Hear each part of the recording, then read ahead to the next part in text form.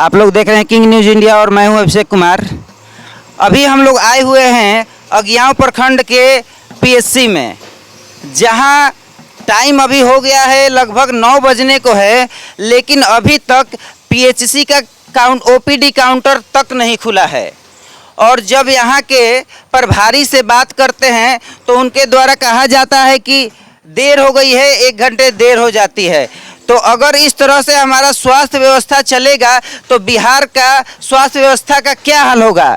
वैसे भी बिहार के स्वास्थ्य व्यवस्था का जो हाल है बहुत ही खस्ता हालत है, और उसके बाद भी ऐसे ऐसे प्रभारी हैं, ऐसे ऐसे मेडिकल अफसर हैं जो कि हमारे ग्रामीण इलाके को पूरी तरह से मेडिकल सिस्टम में बर्बाद कर दिए हैं। तो आइए हम बात करते हैं यहाँ पर काउंटर पे कि अभी तक काउंटर क्यों नहीं खुला है। काउंटर पे है भैया कोई? यहाँ काउंटर पे अभी कोई नहीं है। टाइम अभी 9 बजने को है, लेकिन अभी तक यहाँ काउंटर पे दिखाइए, अभी तक यहाँ काउंटर पे कोई भी नहीं है। नहीं यहाँ काउंटर पे कोई नोटिफिकेशन चिपकाया गया है, न ही दवाइयों की लिस्ट लगाई गई है, और न ही यहाँ पर कोई मौजूद है। हम केवल एक यहाँ पर डॉक्टर साहब उपस्थित हैं जो कि अभी दिख नहीं रहे हैं, यहीं पर उपस्थित है। तो आइए तब तक हम यहाँ के आम जनता से बात करते हैं। क्या नाम है आपका? शुभम। कहाँ से आए हैं? धोबड़ी से। धोबड़ी से। किस लिए आए हैं यहाँ पे? लेके डिलीवरी केस। डिलीवरी केस लेके आए हैं। ये बताइए, यहाँ पे प्रत्येक दिन 10 बजे खुलता है ओपीडी सिस्टम, क्या इससे आप खुश हैं? नहीं, खुश तो नहीं है, लेट खुलता है। लेट खुलता है। अगर कोई इमरजेंसी आ जाएगा तब तो ये लोग काम नहीं करेंगे उस मैटर पे। अब क्या बताएं हम। आपका डिलीवरी केस कब आया है? आधा एक घंटा। क्या यहाँ पे सभी सुविधाएं पर्याप्त रूप से आपको मिल रही हैं? मिल रही है, हो गया है। और कि दवाइयाँ सभी मिल रही हैं या बाहर से भी दवाइयाँ लाना पड़ता है? दवाई भी नहीं आया। बाहर से दवाई नहीं लाना पड़ता है। चलिए आइए यहाँ के हम गार्ड साहब से बात करते हैं। दिखाइए इधर, आइए। क्या नाम है आपका? लालू सिंह। लालू, ये लालू सिंह है। ये बताइए, आपका सिस्टम जो है प्रत्येक दिन कितने बजे खुलता है यहाँ का ओपीडी काउंटर? 9:15 में, 10 में ये खुलता है। तो 9:15 में और 10 में, 9:15 में या 10 में, दो आप दो बोल रहे हैं, 1.25 घंटा का अंतराल बता रहे हैं। 9:15 में खुलता है या 10 बजे खुलता है? कोनो नियम नहीं है यहाँ पर। अच्छा, कोई नियम नहीं है। इनका साफ कहना है कि यहाँ कोई भी नियम नहीं है, बिना नियम कानून के ये हॉस्पिटल चलता है। भ्रष्टाचार का सबसे बड़ा अड्डा है अगियाँव का ये पीएचसी। ये अगर सबसे ज़्यादा भ्रष्टाचार आपको देखना है, करप्शन देखना है, तो अगियाँव के प्राथमिक स्वास्थ्य केंद्र में आ जाइए। और यहाँ देखिए, ये रोगियों के लिए हॉस्पिटल बना हुआ है, और पूरी हॉस्पिटल परिसर में आपको केवल और केवल गंदगी मिलेगी। न ही यहाँ पे आपका फॉगिंग किया जाता है, न ही कोई भी दवा छिड़काया जाता है। कैसे यहाँ के रोगी रहते हैं और कैसे ठीक होते हैं, ये आप ही इससे अनुमान लगा सकते हैं कि हमारा सिस्टम क्या है। हम लोग मिलते हैं यहाँ के डॉक्टर साहब से जो कि यहाँ पे समय से पहुँच गए हैं, लेकिन सिस्टम इतना ख़राब है, यहाँ का प्रभारी इतने लापरवाह हैं, यहाँ के मैनेजर इतने लापरवाह हैं कि अभी तक उनके द्वारा ओपीडी काउंटर नहीं चालू कराया गया है, जिस चलते मरीजों को लाइन में लगना पड़ रहा है, आके इंतज़ार करना पड़ रहा है, 2-2 घंटे इंतज़ार करना पड़ रहा है। आइए हम लोग डॉक्टर साहब से बात करते हैं। सर, हम जानना चाहते हैं कि ये 10 बजे जो काउंटर खुलता है, आखिर ऐसा क्यों हो रहा है? इसकी जवाब तो हम नहीं दे पाएंगे। यहाँ के जो सर, आपको क्या बुरा नहीं लगता है कि पेशेंट आते हैं 2-2 घंटे इंतजार करते हैं? आप एक डॉक्टर हैं, डॉक्टर भगवान का दूसरा रूप माने जाते हैं। तो सर, क्या आपको नहीं लगता है कि अगर कोई इमरजेंसी पेशेंट वैसा आ जाएगा और उसको ट्रीटमेंट नहीं मिलेगा तो उसको कुछ भी हो सकता है? इमरजेंसी पेशेंट के लिए तो यहाँ कोई परेशानी नहीं है, क्योंकि उसका अलग से व्यवस्था है, वो तो ट्रीटमेंट तुरंत मिल जाएगा। लेकिन ओपीडी में जो पेशेंट आते हैं, दूर दराज एरिया से जो आते हैं, उन लोगों के लिए थोड़ी परेशानी है, क्योंकि उस समय से उनको दवा नहीं मिला, ट्रीटमेंट नहीं मिला, फिर उनको घर भी वापस जाना है, तो ये सब मुश्किलों का सामना उनको करना पड़ता है। तो टाइम से तो ओपीडी खुलना चाहिए। इस चीज़ को सुधार करने के लिए आपने एक बार भी कुछ अपने सीनियर से नहीं कहा, जो प्रभारी हैं उनसे नहीं कहा कि ऐसा आप तो टाइम से यहाँ आ जाते हैं, टाइम से आप 8 बजे आ गए हैं, बट यहाँ आपको आपका टाइम ही केवल वेस्ट हो रहा है, आके तो कुछ आपसे काम कर नहीं सकते हैं क्योंकि आपका तो ओपीडी सिस्टम नहीं चालू है। तो क्या सर आपको नहीं लगता है कि इस बारे में ऊपर आपको कोई टिप्पणी करनी चाहिए या कुछ भी मतलब यहाँ देनी चाहिए? इस बारे में सूचना बहुत बार दिया जा चुका है। इसकी जानकारी उनको है कि थोड़ी लापरवाही उन लोगों की तरफ से होती है जो ओपीडी चलाते हैं, जिनको काउंटर खोलना है, तो सूचना है ऊपर में। और डॉक्टर साहब यहाँ पे दवाइयों की लिस्ट नहीं लगी हुई है, जबकि हर एक पीएचसी पे नियम है कि हॉस्पिटल में कितनी दवाइयाँ उपलब्ध हैं, कौन सी दवाइयाँ उपलब्ध नहीं है, ये सभी पब्लिक को जानने का अधिकार है। लेकिन वहाँ जो काउंटर है वहाँ पे एक भी मेडिसिन का काउंटर हो या पूरे हॉस्पिटल में कहीं भी मेडिसिन की लिस्ट नहीं है। ये आखिर ऐसा क्यों? एक्चुअली ये जो बिल्डिंग है अभी तो यहाँ का हॉस्पिटल बन रहा, अंडर कंस्ट्रक्शन है, तो यहाँ अभी जैसे तैसे हॉस्पिटल हम लोग चला रहे हैं किसी तरह से। तो दवा की लिस्ट जो है उसके बारे में तो मैनेजर साहब को बोला गया है कि एक वो लगाने के लिए, तो इस पर बताया। और पूरे सर हॉस्पिटल में बहुत ज़्यादा गंदगी मात्रा में है। यहाँ रोगी आते हैं स्वस्थ होने के लिए, लेकिन अगर इस तरह का अगर गंदगी रहेगी तो रोगी क्या स्वस्थ हो पाएंगे? एक रोग ठीक कराने आएंगे, दूसरे रोग से ग्रसित होकर जाएंगे। और आजकल हमारे बिहार में डेंगू के मरीज बहुत ज़्यादा बढ़ रहे हैं, तो ऐसे में तो स्वच्छता पे हम लोगों को सबसे ज़्यादा ध्यान देना होगा। गंदगी का ऐसा है कि अभी तो स्वीपर तो आते हैं, वो साफ़ करके जाते हैं, लेकिन चूंकि हॉस्पिटल अभी उधर बन रहा है, आने जाने का रास्ता वही है, तो उसके कारण वो जो भी जूता चप्पल है उसमें गंदगी लगी रहती है। तो आते हैं तो थोड़ी बहुत गंदगी तो लगी ही रहती है, लेकिन सफाई तो होती है। स्वीपर टाइम टू टाइम झाड़ू लगाते हैं। कहीं न कहीं सरकार की भी इसमें बहुत ही गलत नीति है, फेल्योर नीति है, जिससे कि ये पीएचसी अभी तक बहुत पिछड़ा हुआ है। पीएचसी का अपना भवन अभी नहीं है, अपना भवन अंडर कंस्ट्रक्शन है, यानी ये किराए के भवन में दूसरे भवन में चल रहा है, जो कि पूरी तरह से खस्ता हालत व्यवस्था में है। मैं नीतीश कुमार और हमारे स्वास्थ्य मंत्री तेजस्वी यादव से आग्रह करना चाहूँगा कि ऐसे ऐसे हॉस्पिटलों पे जल्द से जल्द ध्यान दें और जल्द से जल्द उनका कायाकल्प करके और मरीजों के काम में लगाएं, जिससे कि हमारे बिहार का उचित विकास हो। धन्यवाद डॉक्टर साहब। तो हम आगे मिलते हैं, आइए हम लोग आगे मिलते हैं। कुछ यहाँ पे हमारी मैम है, क्या नाम है मैम आपका? राम रेखा कुमारी। आपका राम रेखा कुमारी नाम है? जी हाँ, जी बोलिए। मैम बोले कि हमारे यहाँ पेशेंट को आपके यहाँ जो ये लग है बहुत सारा गंदगी है, जो कि ये पेशेंट आपका क्या है, आउट पेशेंट डिपार्टमेंट है?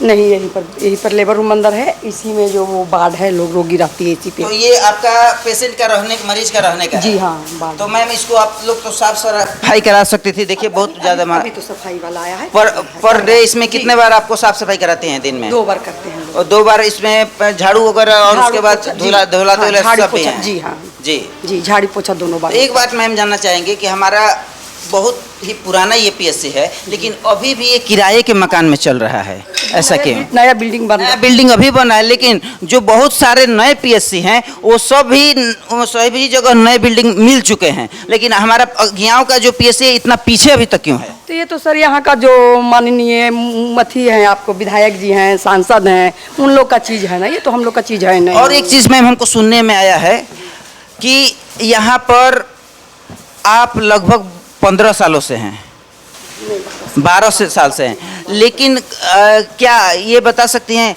एक जगह में किसी भी सरकारी पदाधिकारी को 3 से 5 साल तक रहना होता है, लेकिन आप 12 साल से यहाँ हैं, अभी तक आपका ट्रांसफ़र क्यों नहीं किया गया है? ट्रांसफर तो करने का जिम्मा सिविल सर्जन महोदय का है, कर देंगे, कहीं भी जाएंगे, जहाँ कर देंगे वहाँ चले जाएंगे। बहुत सारे लोगों का ऐसा कहना है कि नहीं, वो मैडम जानबूझकर अपना ट्रांसफ़र रुकवाते हैं यहीं रहने के लिए।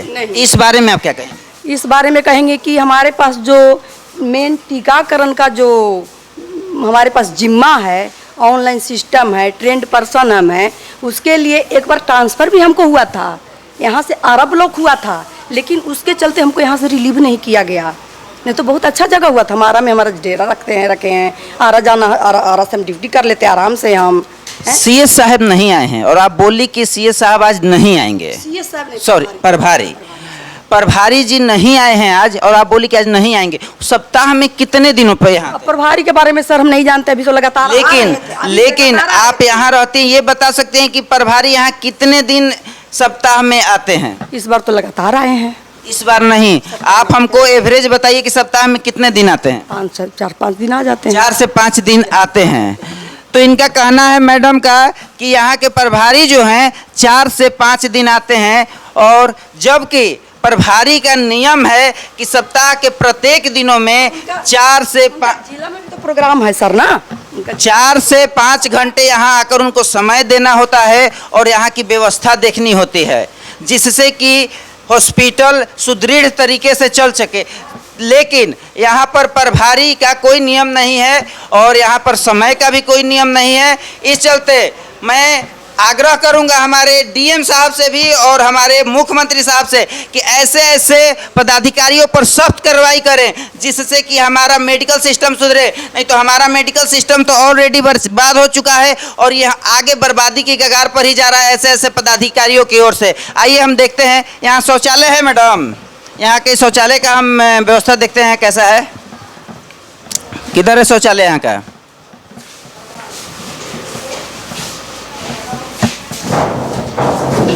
दिखाइए, ये देखिए, ये यहाँ का शौचालय है। यहाँ शौचालय में ये बंद है तो खुल नहीं रहा है। और ये है यहाँ का दूसरा शौचालय, ये दिखाइए, जहाँ केवल और केवल ये कितने दिनों से बंद पड़ा हुआ है, इसका कोई गारंटी नहीं है कि ये साल से बंद पड़ा हुआ है या 2 सालों से। और एक शौचालय है, वहाँ हम देखते हैं कि इसका क्या हालत है। ये देखिए, ये एक शौचालय है, इसमें भी गंदगी है, साफ सफाई अभी नहीं है और इसी में पूरे हॉस्पिटल के पेशेंट और पूरे इस ऑफिस के कर्मचारी जाते हैं। अगर इस तरह का हमारा व्यवस्था रहेगा तो कैसे हमारा बिहार तरक्की करेगा। क्या नाम है भैया आपका? संजीत कुमार। क्या यहाँ की व्यवस्था से आप खुश हैं? नहीं।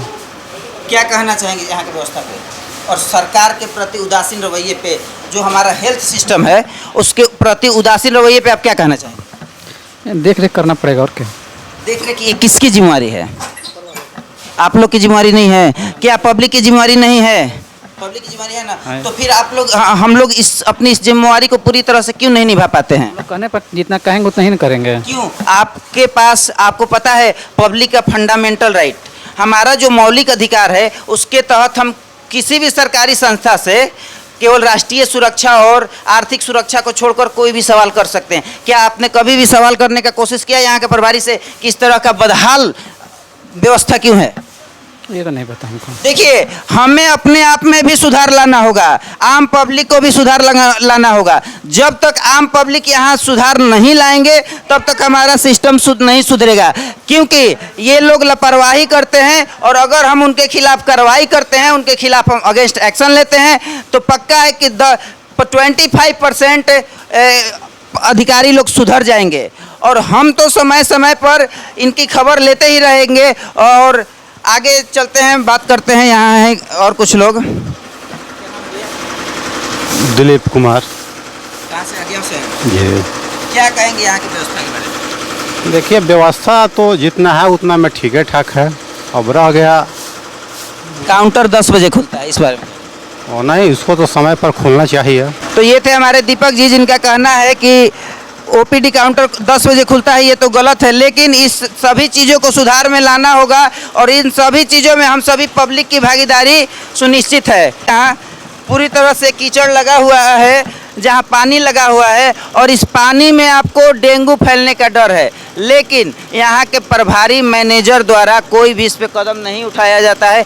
पूरे एरिया में कहीं न कहीं पानी लगा हुआ है। और आप जरा दिखाएंगे कैमरा को उधर कि पूरे इलाके में ये हॉस्पिटल से ज़्यादा ये भैंस का तबेला लगता है। और ऐसे ऐसे भैंस को तबेले में जो भी भैंस को चराने वाले हैं ना, उन्हें हटा देना चाहिए और दूसरे लोगों को नियुक्त करना चाहिए। आपको, आपका क्या नाम हुआ? कोरियर में काम करते हैं हम लोग। नाम बताइए। सुदामा सिंह।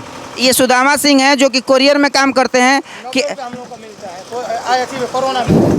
प्रत्येक दिन केवल और केवल 90 रुपये काम करते हैं। कितने घंटे काम लिया जाता है? अब तो आए बहुत दिन, अब तो 7-8 बजे से लगते हैं तो 4-5 बज जाता है घर। इनका कहना है कि 8 से 10 घंटे काम करते हैं, लेकिन अभी सरकार इनको केवल 90 रुपये देती है। सरकार देते हैं या यहाँ के प्रभारी देते हैं? सरकार देती है ना। सरकार द्वारा केवल 90 रुपये निर्धारित किया गया है, जो कि आज के ज़माने में एक भिखारी भी इससे ज़्यादा कमाता है। आज हमारा जो है बेसिक पे लेवल है वो बहुत ज़्यादा हो गया है। मजदूरों की जो दिहाड़ी हो गई है 350 रुपये पर डे, यानी कि 10,000 मंथली है। लेकिन ऐसे ऐसे जो कि सरकार 11 को कोरियर है। ऐसे ऐसे 11 कोरियर हैं और केवल 90 रुपए पे काम करते हैं। सरकार को ऐसे उदासीन रवैये के प्रति जागरूक होना होगा और ऐसे ऐसे लोगों को आगे बढ़ाने में पूरी तरह से सहयोग करना होगा, क्योंकि ये लोग बहुत ही तन और मन से मेहनत करते हैं। जो कि प्रभारी हैं उन्हें लाखों लाख वेतन मिलता है लेकिन काम कुछ नहीं करते हैं, और ऐसे ऐसे लोग जो कि 10 घंटा 12 घंटा मेहनत करते हैं और पेमेंट के नाम पे जीरो इनको दिया जाता है। अतः मैं नीतीश कुमार और तेजस्वी यादव से ये विनती करना चाहूँगा कि ऐसे ऐसे लोगों का कम से कम 15,000 महीना दें और उसके बाद सभी सुविधाएं दें जो कि सरकारी लोगों को मिलती हैं।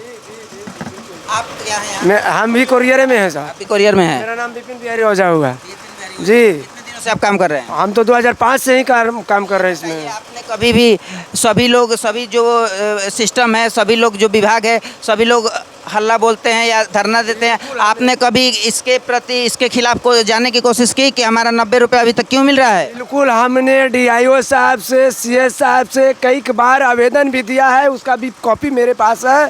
ये लोग कोई भी जूनियर सीनियर पदाधिकारी सुनने को तैयार नहीं है हमारे मजबूरी को। हम लोग लाचार विवश मजदूर वर्ग के आदमी हैं, मध्यम वर्ग के। हम लोग को कोई माने यहाँ पर फैसिलिटी नहीं है और हम लोग को एक्सीडेंटल जो भी हम लोग जा रहे हैं, कभी किसी का एक्सीडेंट हो जाता है, किसी का कोई जिम्मेवारी नहीं। ऐसे ऐसे लोगों को सरकार को मेडिकल सिस्टम में, हेल्थ सिस्टम में सबसे पहले जीवन बीमा देना चाहिए, कम से कम 15 लाख का, क्योंकि 90 रुपए के नौकरी कर रहे हैं। अगर इन्हें कुछ हो जाता है तो इनके परिवार का देख रेख कौन करेगा? और सरकार बड़े बड़े लोगों को मेडिकल इंश्योरेंस देती है और ऐसे ऐसे लोगों को मेडिकल इंश्योरेंस नहीं देती है। इसलिए तेजस्वी जी और नीतीश कुमार हमारी बात को ध्यान से सुने और ऐसे ऐसे लोगों के प्रति अपने उदासीन रवैये को छोड़े और ऐसे लोगों को जल्द से जल्द सरकारी सिस्टम में लाने का कार्य करें। हम आकर के वैक्सीन डोलते हैं, हमारे ऊपर सारा स्वास्थ्य सिस्टम चलता है। हम कोरियर हैं, हम यहाँ सरकार के पत्रवाहक हैं। हम जब दवा यहाँ से ले करके जाते हैं तो वहाँ NM लोग जो है टीकाकरण करके जाती है, फिर उस दवा को वापस ला करके आते हैं। 10 से 12 घंटा हम ड्यूटी करते हैं। हमारा मजदूरी कितना है? 90 रुपया मजदूरी पर हम क्या करेंगे? बाल बच्चों को देखेंगे, पोषण पालन करेंगे कि हम क्या करेंगे? बताइए, कैसी फैसिलिटी सरकार की, कैसी नियत सरकार की है कि जो मध्यम वर्ग के, गरीब मजदूरा वर्ग के लोगों के ऊपर ध्यान नहीं है, जो दहाड़ी लाखों लाख करोड़ों में खेल रहा है, उसके लिए सरकार सारा सिस्टम 4% अभी लागू किया है बिहार सरकार। जो सिस्टम ये गलत है, हम लोग को मजदूरी नहीं है, हम लोग को मजदूरी उचित दिए। तो हमारे नए युवाओं के उप मुख्यमंत्री और स्वास्थ्य मंत्री तेजस्वी जी, आप ऐसे ऐसे लोगों के प्रति ध्यान दें, क्योंकि इनको आपसे बहुत ही आशा है और इसी आशा के लोगों ने आपको कुर्सी पर बैठाया है। तो ऐसे ऐसे लोगों को सरकारी सिस्टम में लाएं और सरकारी सभी सुविधाओं का लाभ दें इन कुरियर लोगों को।